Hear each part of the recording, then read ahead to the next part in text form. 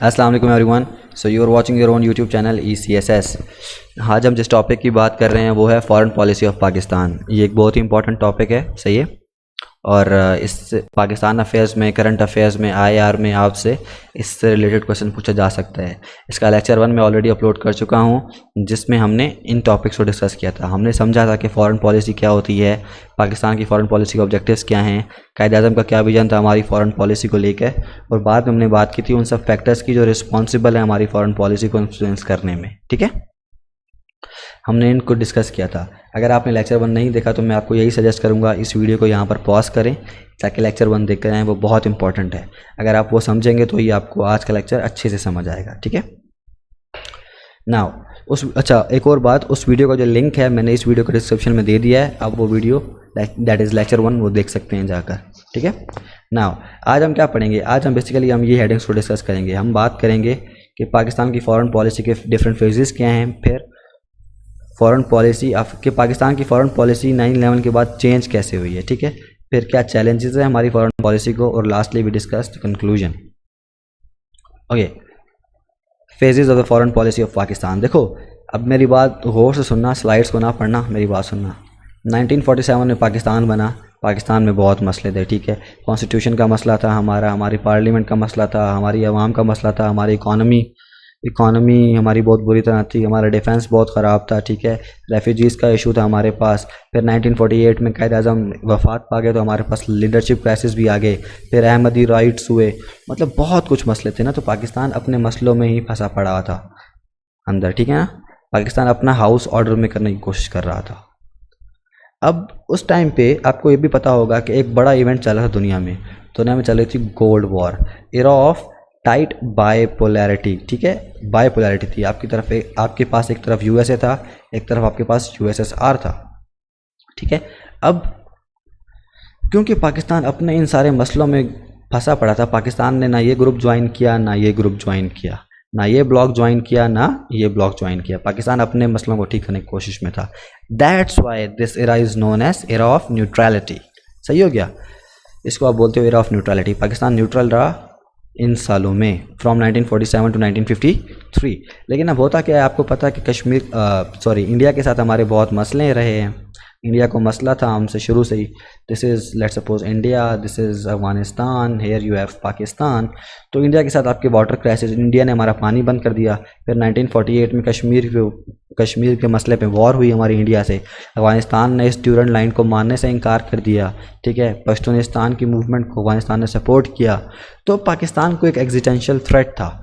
पाकिस्तान के पास उस टाइम फिर क्या ऑप्शंस थे कि पाकिस्तान अपना दिफा करता। अब दिफा करने की डिफेंस चाहिए होता है, इकॉनमी चाहिए होती है। हमारा डिफेंस बहुत कमज़ोर था उस टाइम पे, इकॉनमी भी हमारी बहुत ही कमज़ोर थी। अब व्हेन आई से डिफेंस कमज़ोर था, इसका मतलब ये नहीं कि हमारा डिफेंस बहुत ही बुरा था। इसका मतलब कि हम इतने केपेबल नहीं थे कि हम उस टाइम पे दोनों कंट्रीज़ को टैकल कर सकते, दोनों साइड से जो ख़तरा था उसको टैकल कर सकते। ठीक है, सो अब हमारे पास ऑप्शंस क्या थे? देखो, हमारे पास ऑप्शंस क्या थे। हमारे पास ऑप्शन एक तो पहला तो ये था कि हम मुस्लिम कंट्रीज़ को उनसे सपोर्ट करें, उनसे सपोर्ट लें।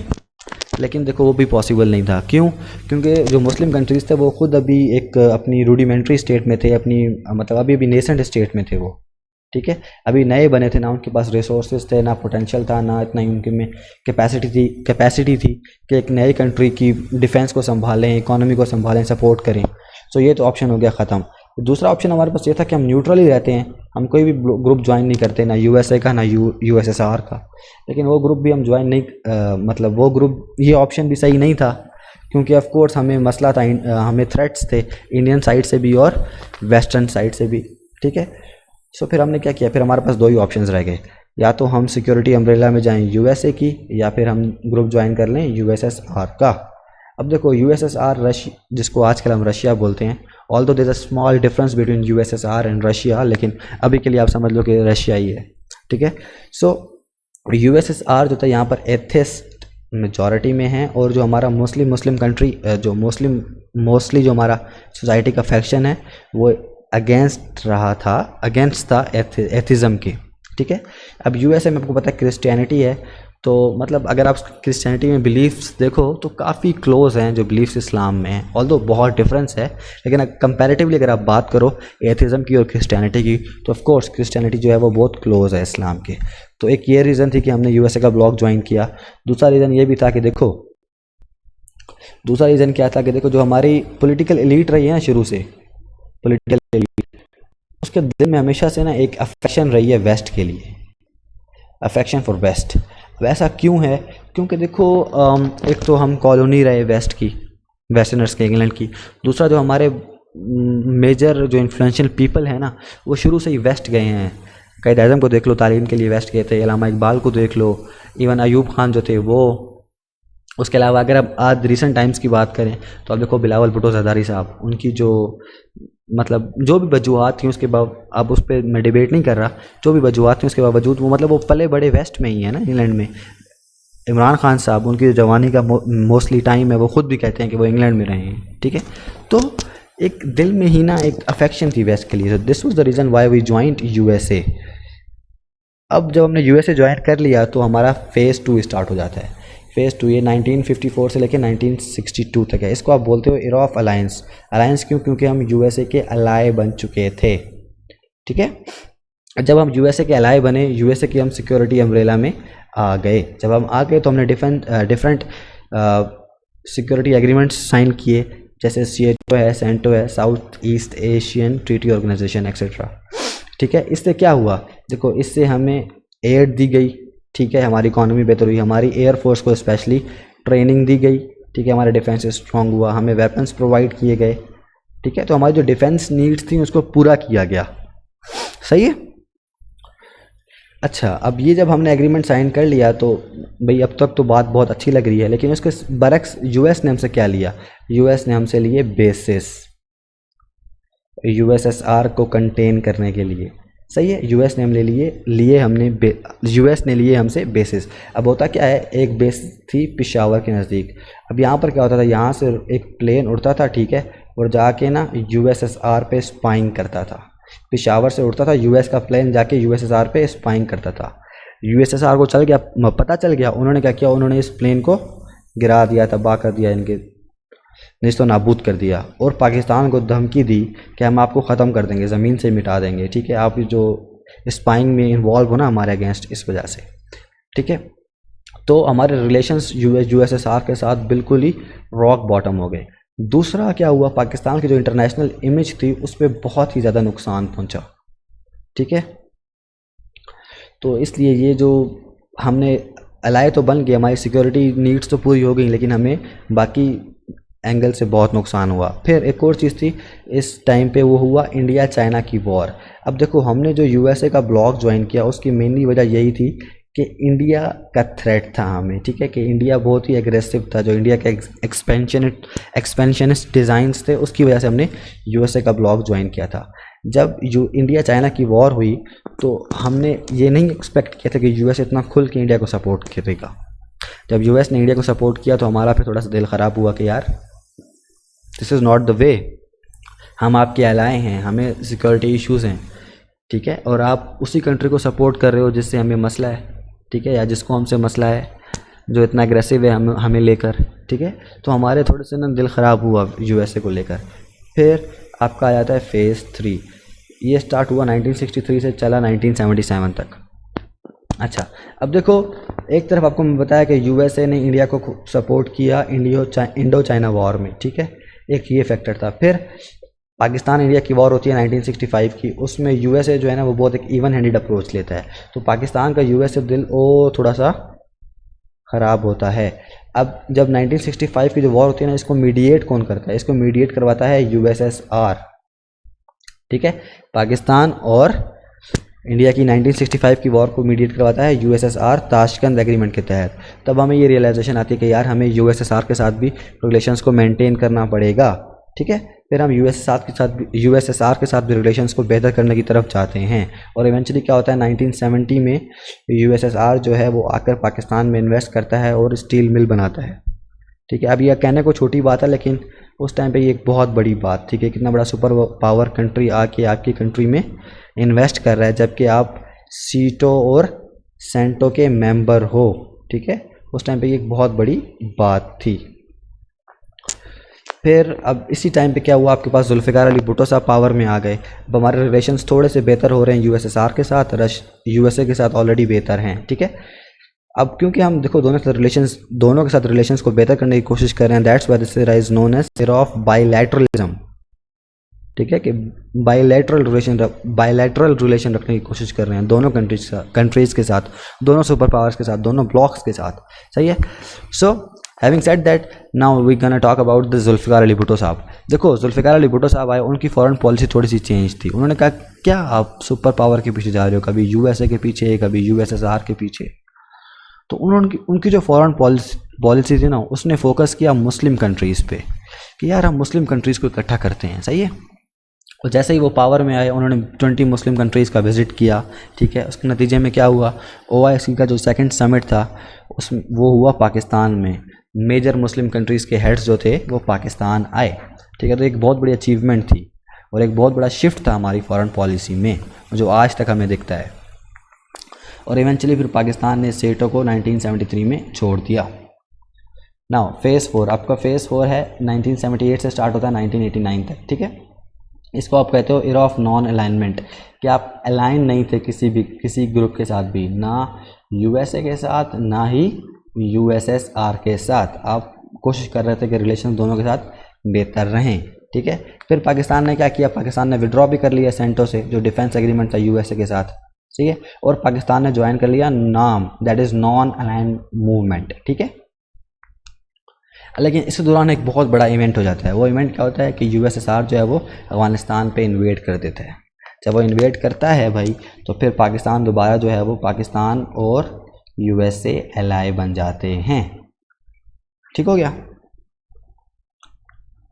नाउ फिर आपके पास यूएसएसआर वापस जाता है, यूएसएसआर का फॉल हो जाता है और आपके पास दुनिया में एक ही पावर बच जाती है, दुनिया एक यूनिपोलर वर्ल्ड बन जाता है, ठीक है। उसके बाद अब तो ये इरा है पोस्ट कोल्ड वॉर का, when you have a unipolar world, ठीक है, when you have a unipolar world. अब देखो इस टाइम पे बहुत कुछ मसले मसाइल हुए।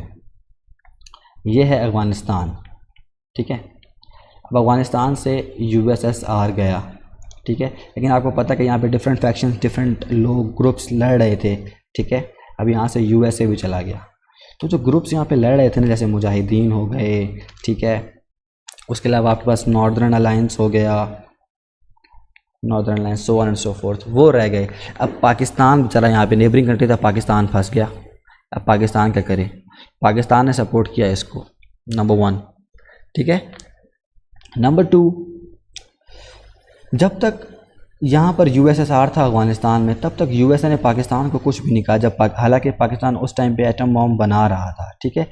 जैसे यूएसएसआर ने एग्जिट किया, विड्रॉ किया अफ़गानिस्तान से, यूएसए ने विड्रॉ किया अफ़गानिस्तान से, तो यूएसए ने पाकिस्तान के स्ट्रेटजिक वेपन्स पे क्वेश्चन उठाना शुरू कर दिया और इवेंचुअली पाकिस्तान पे सैंक्शंस भी लगा दिए, ठीक है। तो इवेंचुअली पाकिस्तान पे सैंक्शंस भी लगा दिए। तो एक बहुत बड़ा धचका था पाकिस्तान के लिए, ठीक है। पाकिस्तान बिल्कुल ही आइसोलेट हो गया इस टाइम पे। फिर पाकिस्तान, एक वजह है जो है कि पाकिस्तान ने क्यों यूएसए का सपोर्ट किया था इस यूएसएसआर के ख़िलाफ़ जंग में या अफ़गानिस्तान में, उसकी एक वजह कश्मीर थी। हम चाहते थे कि कश्मीर का मसला जो है वो हाईलाइट हो, वो रिजॉल्व हो, लेकिन यूएस ने उस पर भी बहुत खामोशी दिखाई, ठीक है। और इसी दौरान यूएस इंडिया काफ़ी क्लोज भी होना शुरू हो गए। तो ये आपका है फेज़ 5 का। फेज़ 5 है या समझो ये मेजर डेवलपमेंट्स हैं उस टाइम पे, जिसने हमारी फॉरेन पॉलिसी को दोबारा चेंज किया। अब अफ़गानिस्तान में हम तालिबान को सपोर्ट कर रहे हैं, सही है, इतना बड़ा मैस है।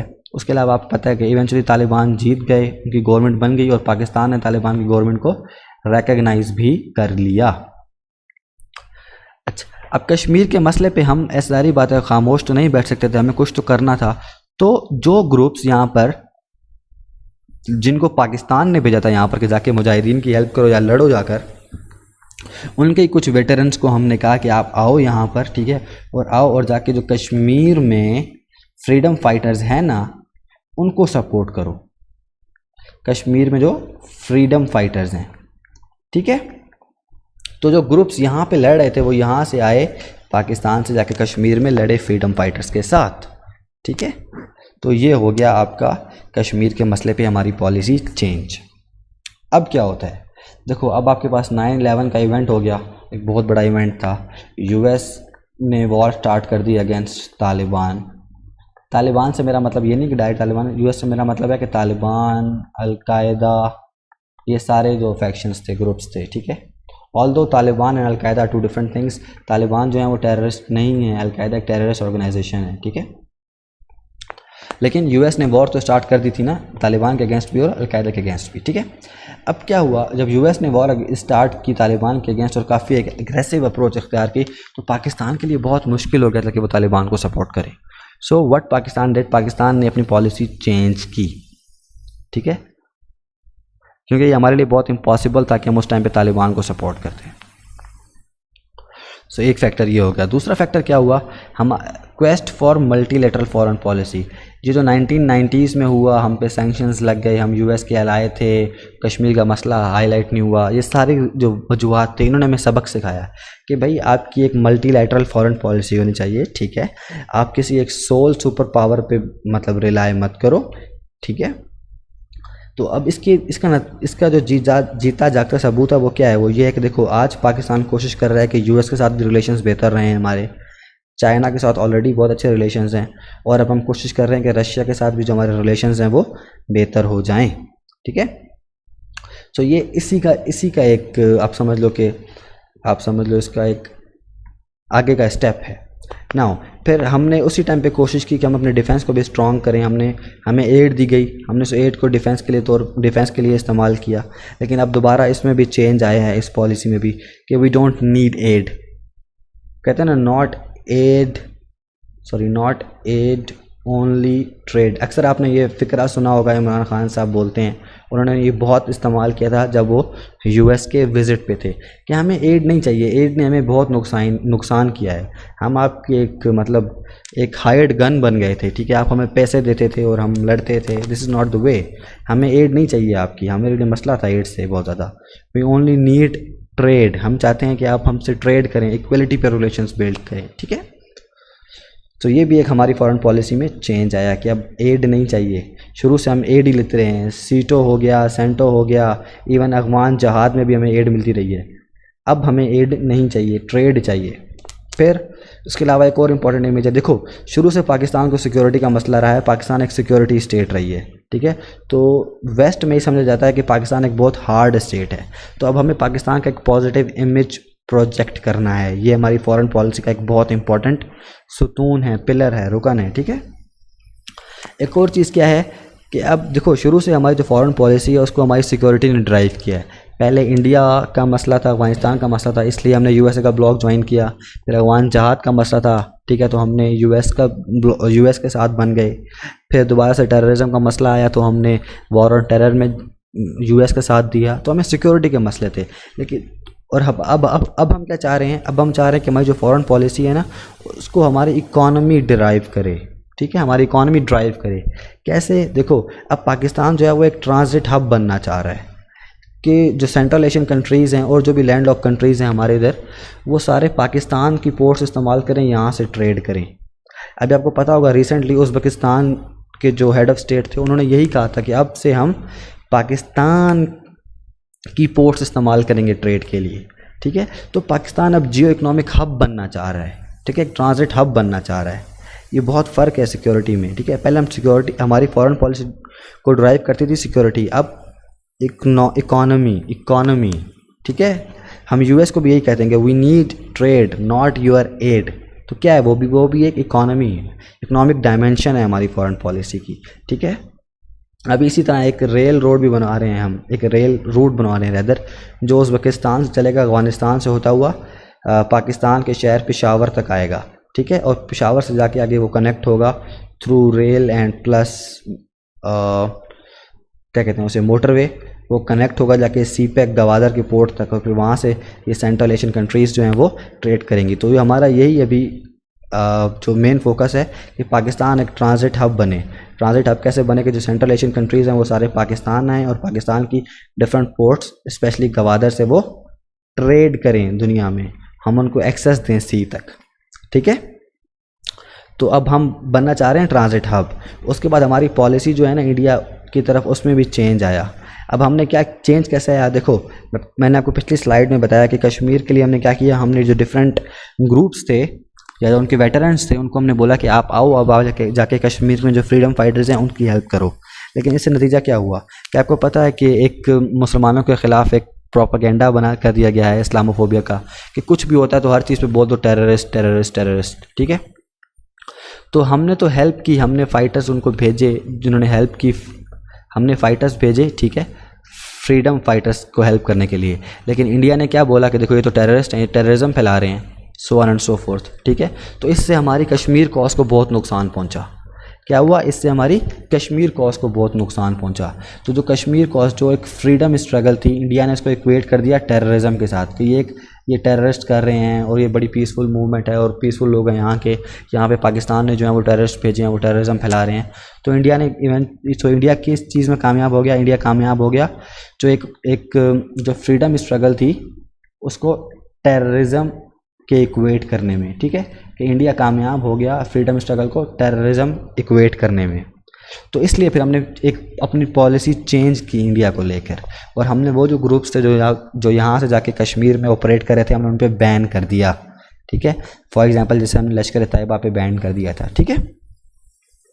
तो हमने इन ग्रुप्स पे बैन कर दिया। अभी जब आपको पता होगा रिसेंटली इमरान खान साहब रिसेंटली जब पुलवामा में मसला हुआ था, ठीक है, तो उस पर इमरान खान साहब का यही रद्द-ए-अमल आया था कि अगर आपके पास कोई भी ऐसा प्रूफ है तो हमें दिखाएं, हम एक्शन लेंगे। क्योंकि हमें पता है कि हमने जितने भी ट्रेनिंग कैंप्स थे इनके, ठीक है, ट्रेनिंग कैंप्स थे, जो ग्रुप्स थे, जो मेन इनके आप समझ लो लीडर्स थे, हमने उन सबको हाउस अरेस्ट किया हुआ है, ट्रेनिंग कैंप्स को बंद कर दिया, कोई भी कुछ यहाँ पर ऐसा ग्रुप ऑपरेट नहीं कर रहा। हमने उस टाइम भी यही बात बोली थी और हमारी अब यही फॉरेन पॉलिसी है कश्मीर के मसले पे कि हम कश्मीरियों को जो है वो उनको डिप्लोमेटिक सपोर्ट करेंगे, ठीक है, हम उनको एक कहते हो, आप क्या कहते हो, मोरल सपोर्ट करेंगे, लेकिन हम उनको ऐसा कोई सपोर्ट नहीं करेंगे जैसे हम यहाँ से कोई ग्रुप्स भेजते हैं उनके लड़ने के लिए। नो, हम ऐसी कोई सपोर्ट नहीं करते, हम उनको एक डिप्लोमेटिक सपोर्ट करेंगे, मोरल सपोर्ट करेंगे, ठीक है, लेकिन हम कोई ऐसी सपोर्ट नहीं करेंगे जो कश्मीर की कॉज को हर्ट करेगा, नुकसान पहुँचाएगा,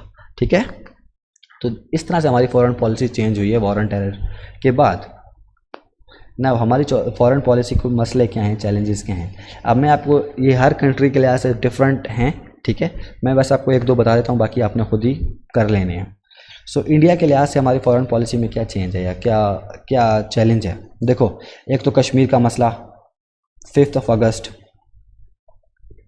सेमी ऑटोनमस स्टेटस, उसको रिवोक कर दिया गया है। अभी एक बहुत बड़ा चैलेंज है कि हमें किस तरह से उस स्टेटस को वापस लेके आना है, ठीक है, कि जो मोदी की गवर्नमेंट है वो वापस सेमी ऑटोनमस स्टेटस को रीस्टोर करे, ठीक है, हमें ये बहुत बड़ा चैलेंज है हमारे लिए। दूसरा, देखो, मोदी गवर्नमेंट के एक एक्सपेंशनिस्ट डिज़ाइंस हैं, उनके नेपाल के साथ मसले ख़राब, ठीक है, उन्होंने पाकिस्तान पे जो फरवरी में किया था, ठीक है, जहाज़ जो उनके आ गए थे यहाँ पर, उसके अलावा उनके चाइना के साथ मसले ख़राब हैं, बांग्लादेश के साथ भी थोड़ा सा इनका मसला हुआ था, ठीक है। तो हमें इसको भी देखना है कि रीजन में कैसे स्टेबिलिटी बरकरार रहेगी, हमें ऐसी क्या पॉलिसी इंप्लीमेंट करें ताकि जो ये मोदी के एक्सपेंशनिस्ट डिज़ाइंस हैं इसको हम कंट्रोल कर सकें। ये भी एक बहुत बड़ा चैलेंज है हमारे लिए, क्योंकि रीजन की स्टेबिलिटी बहुत ज़रूरी है अगर आपने ग्रो करना है, स्पेशली अगर आपका इरादा है कि आपने एक इकोनॉमिक हब बनना है, ठीक है, या आपने ट्रांजिट हब बनना है, वो तब भी पॉसिबल है जब रीजन एक स्टेबिलिटी होगी, वहाँ पर टेररिज्म नहीं होगी, वहाँ पर दंगे फसाद नहीं होंगे, वहाँ पर मसले नहीं होंगे, ठीक है। लेकिन मोदी की गवर्नमेंट अड़ी हुई है इस चीज़ पे, तो ये भी एक बहुत बड़ा चैलेंज है हमारे लिए। फिर दूसरा चैलेंज क्या है, यूएस इंडिया का जो नेक्सस बन चुका है अभी चाइना को कंट्रोल करने के लिए, इससे यूएस इंडिया को रीजनल पावर बना रहा है, ठीक है। तो एक जो पावर बैलेंस है, ठीक है, जो बैलेंस ऑफ पावर है हमारे रीजन में, वो बहुत शिफ्ट हो रहा है। तो ये भी हमारी फॉरेन पॉलिसी का एक टेस्ट है, एक चैलेंज है उसके लिए कि कैसे हम यूएस को ये बावर कराएं कि you are not doing the right thing, ठीक है, क्योंकि इंडिया कोई फ़र्क नहीं पड़ेगा, चाइना इंडिया से बहुत आगे है और इंडिया किसी भी सेक्टर में चाइना को कम्पीट नहीं कर सकता। तो जो आप इंडिया की हेल्प कर रहे हो उससे हो कुछ नहीं रहा, सिर्फ एक रीजन में इंस्टेबिलिटी बढ़ रही है, जो पावर बैलेंस है वो ख़राब हो रहा है, सही है। सो ये चैलेंजेस हैं इंडिया को लेकर। इस तरह ईरान को एक चैलेंजेस क्या हैं, देखो केस है ईरान के, आपको पता है सुन्नी वर्सेस शिया की बहुत बड़ी डिबेट चलती रहती है, ठीक है। तो ये चैलेंज है कि हमें पाकिस्तान में सुन्नी और शिया दोनों पॉपुलेशन हमारे भाई रहते हैं, ठीक है। तो अब हमें कैसे अपनी फॉरेन पॉलिसी को रखना है ताकि दोनों कंट्रीज़ में अगर कुछ भी खुदा ना खास्ता हो तो हमारी अपनी पॉपुलेशन को नुकसान ना पहुंचे, और हम अपनी फॉरेन पॉलिसी को कैसे मोल्ड करें कि इन दोनों के दरमियान जो मसले हैं उनको हम सॉर्ट आउट कर सकें। लाइक वाइज यूएसए और ईरान, ठीक है, कि हम अपनी फॉरेन पॉलिसी को क्या रखेंगे, इन दोनों कंट्रीज के दरमियान वॉर ना हो। फिर इसराइल और ईरान के केस में हमारी फॉरेन पॉलिसी बहुत सीधी सी है कि वी आर विद ईरान, ठीक है। दूसरा एक और मसला जो चैलेंज है हमारी फॉरेन पॉलिसी को, वो है ये टेररिस्ट ग्रुप जैश उल अदल। ये बेसिकली ऑपरेट करता है, let's see this is Balochistan, ये पाकिस्तान का बलूचिस्तान है और ये ईरान का बलूचिस्तान है, सिस्तान बलूचिस्तान, ठीक है। अब ये इधर ऑपरेट करता है, तो कभी इधर घुस जाता है पाकिस्तान के बलूचिस्तान में, कभी इधर घुस जाता है, यहाँ से जाके ईरान में ऑपरेट करेगा, वहाँ पे टेररिज्म फैलाएगा, फिर आके वापस पाकिस्तान में छुप जाएगा। तो इससे पाकिस्तान और ईरान के रिलेशंस काफ़ी दफ़ा ख़राब हुए हैं, ठीक है। बॉर्डर पे बहुत मसले हुए हैं इस टेररिस्ट ग्रुप की वजह से। तो ये भी एक चैलेंज है हमारी फॉरेन पॉलिसी के लिए कि कैसे हम इस मसले को डील करते हैं, ठीक है। चाइना, देखो चाइना के लिहाज से हमारी फॉरेन पॉलिसी की एक टेस्ट है दोबारा से। यूएस या और भी जो वेस्टर्न पावर्स हैं वो हमें प्रेशराइज कर रही हैं चाइना पे, चाइना की कंटेनमेंट के लिए, वीगर मुस्लिम्स की ट्रीटमेंट के लिए, ठीक है, so on and so fourth, कि अब चाइना को क्रिटिसाइज़ करो, हमारा साइड लो। सीपेक पे बार बार क्रिटिसिज्म होता है कि चाइना जो है वो पाकिस्तान को डेट ट्रैप में फंसा रहा है, so on and so fourth. तो ये भी एक फॉरेन पॉलिसी का टेस्ट है हमारा कि हम कैसे इसको बावर कराएंगे दुनिया को, या कैसे हम अपने इंटरेस्ट को बचाएंगे यहाँ पर, ठीक है। बाकी यूएस प्रेशर ऑन पाकिस्तान, ये सारी चीज़ें आपने इस पर खुद अब लिख लेनी है। USA, rise of China, Pakistan के पाकिस्तान की फॉरेन पॉलिसी के लिए यूएस के लिहाज से देखो जो इशू हैं, एक तो राइज ऑफ चाइना, वो मैंने आपको बता दिया। दूसरा पाकिस्तान के जो न्यूक्लियर वेपन्स हैं, अगेन इस पे यूएस में बार बार तशवीश का इजहार किया गया है, ठीक है, पाकिस्तान को प्रेशराइज़ किया जाता है। तो ये भी एक बहुत बड़ा मसला है, चैलेंज है। फिर कश्मीर का मसला भी है, हमें यूएस को बावर करवाना है कि you are the sole super power right now, you have to do something about it, ठीक है। फिर अफगान पीस प्रोसेस की बात कर लो आप, इस पे अब आई होप आप काफ़ी लिख लोगे कि कितना बड़ा चैलेंज है अफगान पीस प्रोसेस पाकिस्तान के लिए, पाकिस्तान की फॉरेन पॉलिसी के लिए। और यूएस इंडिया नेक्स्ट मैं आपको बता चुका हूँ ऑलरेडी। रशिया के साथ जो हमारे रिलेशंस हैं, देखो उसमें क्या है, चैलेंज क्या है, हमारी डिफेंस नीड्स, ठीक है। जो यूएसए है आपका, वो तो अब आपको वेपन्स वगैरह इतने प्रोवाइड नहीं कर रहा, ठीक है। तो हमारी जो डिफेंस नीड्स हैं वो कौन पूरी कर रहा है, एक चाइना, दूसरा रशिया, ठीक है। चाइना तो प्रोवाइड कर रहा है, लेकिन अभी रशिया से हमारे रिलेशंस उतने स्ट्रांग नहीं है कि वो हमें अपनी लेटेस्ट और सोफिस्टिकेटेड टेक्नोलॉजी दे। तो अब इनसे हमें रिलेशंस बेहतर करने हैं ताकि हमारी डिफेंस नीड्स पूरी हो सकें। दूसरा एक मल्टीपोलैरिटी की तरफ जा रहा है दुनिया, मल्टीपोलैरिटी की तरफ जा रही है दुनिया, ठीक है। दैट्स वाई हमें रशिया के साथ रिलेशंस को बेहतर करना पड़ेगा, ताकि हम एक, अगर दुनिया में कोई मसला होता है या कोई भी ब्लॉक्स बनते हैं तो हम एक फीजिबल पोजीशन में हों जिसमें हम किसी भी पावर को एंटेगोनाइज नहीं कर रहे हों, ठीक है। फिर सीपेक प्लस, हम रशिया को कोशिश कर रहे हैं कि रशिया किसी तरह हमारे इस वेंचर में हमारा साथ दे, कि जिसमें हम कोशिश कर रहे हैं कि जो सेंट्रल एशियन कंट्रीज़ हैं उनको एक्सेस दें पोर्ट्स तक, और वहाँ से वो सी तक एक्सेस ले लें सेंट्रल एशियन कंट्रीज़। उसमें हम कोशिश कर रहे हैं कि रशिया भी शामिल हो, हम रशिया को भी एक्सेस दें कि रशिया भी हमारे पोर्ट्स, हमारी गवादर कराची पोर्ट को इस्तेमाल करे ट्रेड के लिए, ठीक है। तो ये भी फॉरेन पॉलिसी का हमारे हिस्सा है, और ये चैलेंज भी है कि कैसे हम रशिया को कन्विंस करें इस सब के लिए, ठीक है। एंड मिडल ईस्ट, देखो मिडल ईस्ट में जो चैलेंज हमारे पास है वो हमें अपने गुड रिलेशंस को मेंटेन करना है। अब कैसे मेंटेन करना है, देखो यमन में, या लेट्स सपोज बात करते हैं, अभी रिसेंट पास्ट में क्या हुआ था, केएसए और कतर के रिलेशंस काफ़ी ख़राब हो गए थे। केएसए से मेरा मतलब है गल्फ़, ठीक है। गल्फ़ और कतर, जो गल्फ़ कंट्रीज़ हैं उनके कतर के साथ रिलेशंस काफ़ी ख़राब हो गए थे। तो हमारे लिए काफ़ी एक मुश्किल टाइम आ गया था कि हम कैसे इन कंट्रीज़ के साथ रिलेशंस को मेंटेन कर सकें, ठीक है। तो ये चैलेंज है हमारे लिए। दूसरा चैलेंज ये है कि कोई भी मसला होता है, मुसलमान ही मुसलमान के आपस एक दूसरे के साथ लड़ रहे हैं, तो हमें उस केस में इम्पार्शियल रहना है, ठीक है। We need to be impartial, हमें कोई साइड नहीं लेनी है। तो ये भी हमारे लिए एक बहुत बड़ा चैलेंज है फॉरेन पॉलिसी के लिए, क्योंकि देखो कल कोई मसला होता है, खुदा न खास्ता केएसए और ईरान का, अब वो मसला इतना बढ़ता है, बढ़ रहा है, बढ़ता ही जा रहा है, तो आप क्या करोगे। आपकी सुन्नी पॉपुलेशन भी है, आपकी शिया पॉपुलेशन भी है, और ना चाहते हुए भी जो आप केएसए है वो सपोर्ट करता है पाकिस्तान में जो ग्रुप्स हैं अगेंस्ट शिया, और जो ईरान है वो सपोर्ट करता है उन ग्रुप्स को जो अगेंस्ट सुन्नी काम कर रहे हैं। तो वो पाकिस्तान पे भी इफेक्ट पड़ता है। तो अब कैसे हम बावर करवाएं KSA को, ईरान को, कि यार इंसान बन जाओ, ऐसे मत करो, क्योंकि आप लोग खुद तो अपनी राइवलरी तो कर रहे हो, लेकिन साथ साथ आप हमें भी घसीट रहे हो बीच में। और कल को कोई ऐसी सिचुएशन बन गई कि पाकिस्तान के पास कोई ऑप्शन ना हुई, KSA मतलब एक ऐसी सिचुएशन बन जाती है जिसमें एक तरफ यू है वह KSA, दूसरी तरफ यू है ईरान, और आपको साइड लेनी पड़ जाए, तो फिर आप क्या करोगे? तो ये भी एक बहुत बड़ा चैलेंज होगा हमारी फॉरेन पॉलिसी के लिए, ठीक है। सो नाउ कंक्लूजन, देखो किसी भी कंट्री की जो फॉरेन पॉलिसी होती है ना, वो कब इंडिपेंडेंट होती है? जब आप डोमेस्टिकली बहुत स्ट्रांग हो, आपकी इकोनॉमी स्ट्रांग हो, आपका डिफेंस स्ट्रांग हो, ठीक है। अनफॉर्चुनेटली हमारी इकोनॉमी तो बहुत ख़राब है, ठीक है। हमारा अभी रिसेंट टाइम्स में कुछ बेहतरी आई है, कुछ जो इंडिकेटर्स हैं वो बेहतर हुए हैं, लेकिन फिर भी हमारी इकोनॉमी उस तरह की नहीं है। जब आपकी इकोनॉमी बेहतर नहीं होगी तो ऑफ कोर्स फिर आप फैटफ के पास कह रहा हूँ, सॉरी, आप IMF के पास जाओगे, वहाँ पे US इन्फ्लुएंस करेगा आपको, ठीक है, US डिक्टेट करेगा। तो ये एक बहुत बड़ा मसला है। दूसरा, डोमेस्टिक स्ट्रेंथ चाहिए आपको। तीसरा, ट्रेड भी बहुत इंपॉर्टेंट है। देखो अगर for example this is India, this is Pakistan. अभी इंडिया पाकिस्तान में 1 बिलियन की भी ट्रेड नहीं है, तकरीबन इसके अराउंड कोई नंबर के अराउंड ट्रेड बनती है। अगर लेट्स सपोज ये 100 बिलियन की ट्रेड होती और कल कोई इंडिया ऐसा काम करता, तो क्या कल को लेट्स सपोज इंडिया कोई ऐसा काम करता है जिससे दोनों कंट्रीज़ के रिलेशंस ख़राब होते हैं, तो कितना नुकसान होगा पॉपुलेशन को, ठीक है। पॉपुलेशन जो है, जो मार्केट होल्डर हैं, जो स्टेक होल्डर्स हैं, वो ही इंडिया की गवर्नमेंट को फोर्स करेंगे, पुश करेंगे कि ऐसा मत करें आप, ठीक है, क्योंकि तकलीफ़ होगी वहाँ पे जो लोग आम लोग हैं, और वही फिर गवर्नमेंट को पुश करेंगे कि you can not do this, right. Trade बहुत इंपॉर्टेंट होता है, इसलिए जब आप ट्रेड करते हो ना तो आपकी कनेक्टिविटी बन जाती है। अब कंट्रीज़ जो हैं वो एक दूसरे के साथ इंटरलिंक हो जाते हैं थ्रू ट्रेड।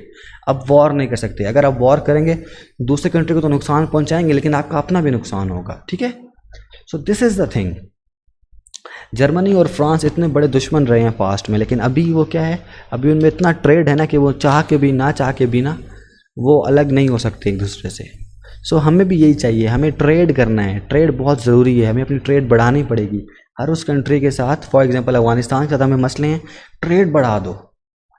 जितना ज़्यादा ट्रेड करोगे चांसेस ऑफ वॉर कम हो जाएंगे, क्योंकि अगर आप वॉर करोगे तो ट्रेड नहीं होगा तो इवेंचुअली आम आदमी को नुकसान पहुंचेगा। जब आम आदमी को नुकसान पहुंचेगा तो डेफिनेटली वो फिर हुकूमत को प्रेशराइज करेगा। That's why trade is very very important. तो हमें अपनी ट्रेड को बढ़ाना है, ठीक है, हमें अपनी इकोनॉमी को स्ट्रॉन्ग करना है, हमें अपनी डोमेस्टिक स्ट्रेंथ को बढ़ाना है। हमें अपनी डोमेस्टिक स्ट्रेंथ से मतलब है पॉपुलेशन को, मतलब कि स्किल लेबर प्रोड्यूस करनी है, ठीक है, उस तरह की मेरा मतलब है बात। आपने टेक्नोलॉजी में आगे बढ़ना है, so on and so forth. So आज का ये टॉपिक था। आई होप आपको ये चीज़ें समझ आ गई होंगी।